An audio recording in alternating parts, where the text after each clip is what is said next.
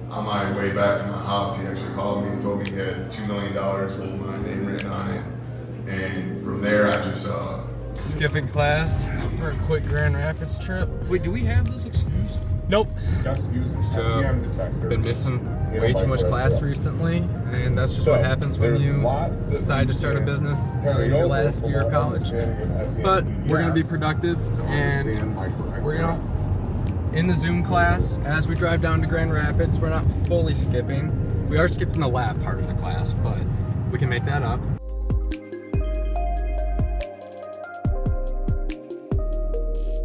It's just about to start, and I'm really looking forward to it. Question to really any of the panelists. Myself, I'm in my final semester, looking to kind of set myself up for after graduation, but I've been in the industry for nearly 10 years now, helped to build multiple brands, looking to kind of build a brand myself in the functional drink side of things.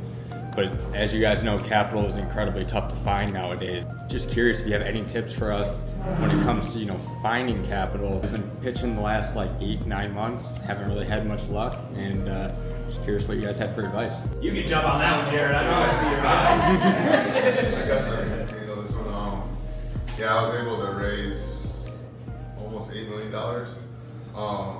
But honestly, I did it from my best friend's dad.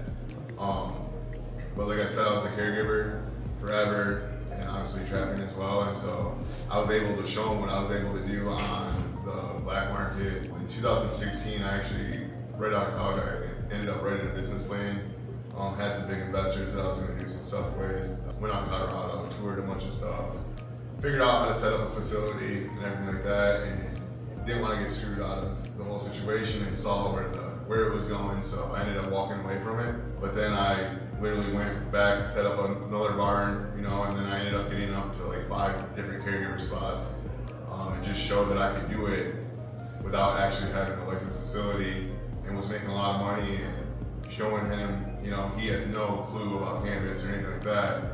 And it ended up, honestly, he took me up to a grow where one of his friends had invested into a grow, and they were struggling and stuff like that. And so I walked through, kind of consulted stuff, and on the drive home, they basically just asked me a bunch of questions, and I was able to answer them and basically show that I know what I'm talking about, and like I said, you're gonna fail in this industry if one, you're not connected and actually know the people throughout the industry, but two, if you're actually a cannabis person and know how this industry works and just how selling weed works, honestly, because it's not like a traditional business. And so I was able to show him that, and he dropped me off at the parking ride, and on my way back to my house, he actually called me and told me he had $2 million with my name written on it. And from there, I just, I designed our facilities, like I said, I go there every day, an hour and a half drive. I set up our stores. My main thing, honestly, that got me to be able to prove myself and stuff like that is I knew how valuable social media was going to become for marketing. And honestly, for any business, marketing is the most important thing of anything. And so I started an Instagram for just cannabis and stuff like that. And honestly, going back to you, wish I wouldn't have done it all on cannabis or on Instagram, because I built up a really good authentic following, and I was able to launch my store and have really good success with that. But I've had my Instagram deleted probably 4 times. I just lost it. I don't know if I'll ever get it back. And it sucks because I had so many different connections on there and stuff. But just basically being able to prove yourself and getting in front of the right people. Like I said, I'm not using my college degree at all, but I did get a college degree. And honestly, the college degree is more than just degree, to show that you know how to do that scale or whatever. It's more about the dedication of getting through it and showing that you're gonna follow through on something that you started. College costs a ton, so many people go into it and then don't finish and stuff like that, and you waste all that money. So just proving that to him, honestly, from what he was saying, is just showing that I can make money from something and that I was dedicated to it. He saw me running these 5 grows, I had a whole team of people working for me on the black market, so I essentially was running a business without it being a legal business. And so it was easy for somebody to buy in. And basically I was able to picture and tell him why other companies weren't gonna make it and stuff like that, just because just because you have a ton of money to throw at this, these facilities are so expensive to run and stuff like that, and you're not connected in the industry. Like building a brand is just really hard, and especially now, there's so many stores that have 20, 30 stores, and so the only way you're gonna get on their shelves is by having some kind of pull or, you know, good marketing, or they have to know who you are, you know, and build that connection. And I feel like I was able just to connect with the right people and show them that like I actually come from this industry, you know, I'm not just some kid with a bunch of money that was able to get into it, and I actually worked my way through it. So Awesome. I'd say just keep working and get that degree. I mean, that's gonna help you a lot, honestly. And then you just gotta get in front of the right people and definitely pitch yourself, you know. I did real estate stuff, so I was doing a lot of networking stuff. I remember when I first got into real estate, I got a country club membership. I love golf, but the main reason was just the people that I was around and stuff like that. And actually, a couple of those people ended up investing in me. So just putting myself around people, you know, and showing who I am and showing your true colors, you know, and being honest to what you do and, you know, doing good business. Thank you, I appreciate it. What country club was it? Well, Watermark Group. Oh, yeah. Yup. And yeah, honestly, it was like one of the best decisions. And how education plays a role in your brand building as well, and that anyone can take that. It's super paramount that brands educate and send in people, right? So to Jamie's point, a lot of this is virtual, and I personally would prefer not to drive into Buffalo from Grand Rapids because it's fucking takes forever. You know what I mean? It's forever. There's always a blizzard, and you're done. But I think education's absolutely key.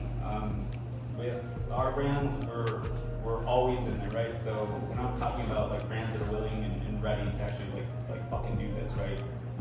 They're in there the day their fucking products are in there, and they're gathering whoever's in there. If it's not scheduled, right? They're showing up and they're shaking hands and thanking everybody who's going to be selling your product for you, right? So it's imperative to make sure that they're on your side, that they're your friends, that they're able to speak to those minor cannabinoids and those exciting new things that are kind of coming up, right? So like a new fancy girl of the dance, for lack of a better phrase, is TCB. Yeah. So like a lot of people are getting excited about TCB, but not a lot of people understand what it is, right? So you kind of have to battle getting ahead of what the whispers are, right?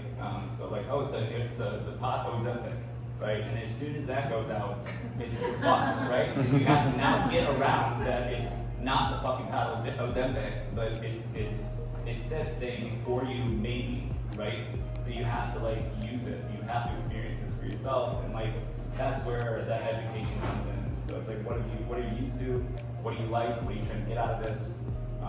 And that way, you're imparting your brand into those bud tenders and those managers and those owners so they can impart that information. So if you're not educating those people, you're fucked.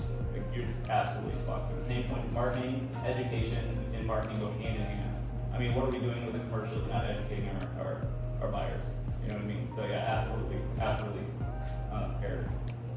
I want to chime in too, because Yeah, absolutely. so many people are buying their product based on THC percentage. Like, I mean, this is a hot topic right now. Okay, so is anybody in the room? I haven't read the proposed rules, the new proposed rules, but I think, like, are they going to require terpene testing? I feel like that was written in there. And so you have your rookie consumer that buys on THC percentage. I mean, I have no problem buying 15% weed. I don't, because I buy based on terpenes. I know what flavors I like, and I know the effects, And as rookie consumers become more educated, they're going to be a connoisseur just like us, And so, right, if the pros rules, if we start testing for terpenes, like, these rookie consumers are going to be like, wait, what? And education is going to be so important. Yeah. And it's time that we start teaching that to them. Yeah, agreed. Actually, something interesting I learned about my own company yesterday. No, actually it was this morning. To this point, so it started bouncing back off you or whatever, but We started to offer. We have a dispensary in Cassopolis here in Michigan, which is like 2 hours south of here, and we started to offer the customers there a blind pack, right? So you get 3 strains. We wouldn't tell you what they were or what their THC percentage was. So you'd have to like accept that you were buying a blind product, right? So the caveat was you had to at least fill out a card and like tell us which one was your favorite, like which one got you the highest, right? So we put in there like a 38% bomb, like some motherfucker, right? We put in like a 26%er, and then we put in an 18%er, right? There we go. And 90% of the time, I'm not kidding, I think they told me they've done this with 500 customers now. 9 times out of 10, they pick the lower THC because it gets them the highest, because the entourage effect is real. Because it's a real fucking thing, to your point with minor cannabinoids, it's real. And that is like, to push it through people's heads is a lot. And I swear to God, driving down to New Buffalo, and then to have that THC, it's tough. It's a lot. So I commend you guys for coming out there for like 5 hours. It's a lot to put yourself in this room. So yeah, that's my answer. Yeah, honestly, it gets so frustrating. Obviously, I own the stores again, I have to sell the stores, but so many different owners and purchasers and stuff. Like, if it's under 25%, they wouldn't be interested in it. Even when I try to tell them, you know what I mean, like, this isn't even close to my best one, you know? And so it is really frustrating. One thing that worries me a little bit, if they make you have to test for terps as well, being an owner, it costs more now every time we do testing, and that's honestly the problem with this industry right now for growers, is there's so many different things that we have to pay for besides just growing weed. You got to transport it, and you know, now the stores have so much say because they just won't put you on the shelves unless you're doing everything for them. So now you're paying for transportation fees, you're paying for the testing fees, obviously the cost to grow it. So like honestly on the grow side it's the hardest of everything. But just to go to what everyone was saying, the bud tenders are honestly the most important people in this industry, and that's what people fail to realize. They always want to get talking to the owner and stuff like that. Like I can't tell you, I get hit up every single day about, hey, if you're in need of flower, and it's like, who's in need of flower right now? There's so many growers. And What an owner. I don't get it, but really, if they were taking that time to talk to my bud tenders and try to get in their ears and educate them and get them on their side of the brand, everything's going to go a lot better. So that is one thing that we're doing on Pablo's side is when we get into a new store, we want to set up a vendor day within the first 2 weeks. I always try to go there half an hour early so I can meet the whole staff and everything like that. I do a lot of the sales and going, even you're not going to find the purchaser or the owner in the store more times than not. And so I go to stores really just to drop off samples and to meet the staff before I even get into the stores, just so that when the purchaser or the owner does reach out to them, have you heard about Pablo or whatever? Oh yeah, they were just saying they gave us a bunch of stuff, you know, and it just goes a long way. And if you don't have that, honestly, you're never going to survive. And it's so competitive to get on shelves and stuff like that. And now all these grows, either their own retailers, everybody's starting to be vertical now. The main reason why I went to vertical too.